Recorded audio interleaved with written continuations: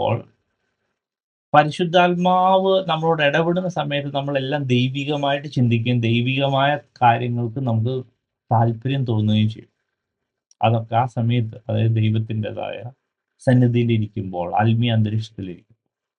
പക്ഷേ ഈ ആത്മീയ ഒരു അന്തരീക്ഷത്തിൽ നിന്ന് മാറിക്കഴിയുമ്പോൾ നമ്മൾ വീണ്ടും ജഡത്തിൻ്റെതായ ഇൻഫ്ലുവൻസിൽ പോവുകയും നമ്മൾ ചുമ്മാ നമ്മുടെ സമയം റീൽസ് കാണാനും അല്ലെങ്കിൽ അത് ഇത് എന്ന് പറഞ്ഞ് നമ്മൾ പോകുമ്പോൾ നമ്മൾ മനസ്സിലാക്കണം നമ്മുടെ ഈ സോളിനെ ഫ്ലഷ് ഇൻഫ്ലുവൻസ് ചെയ്ത് ജഡത്തിലാണ് പിന്നെ നമ്മൾ നടക്കുന്നത്. ഇതൊരു ഫണ്ടമെന്റൽ ആയിട്ടൊരു കാര്യമാണ്. അപ്പൊ യോഹന്നാന്റെ സുവിശേഷം 10-ാം അധ്യായം നമ്മൾ ഇത് ശരിക്കും വരച്ചു കാട്ടുകയാണ്. നമ്മൾ ഇങ്ങനെ പോയാൽ, അതായത് ഈ ജഡത്തിന്റെ ഇൻഫ്ലുവൻസിൽ പോയി കഴിഞ്ഞാൽ ദൈവത്തിന്റെ പദ്ധതിയോ ദൈവത്തിന്റെ കാര്യമോ ഒന്നും നടക്കത്തില്ല. അവിടെ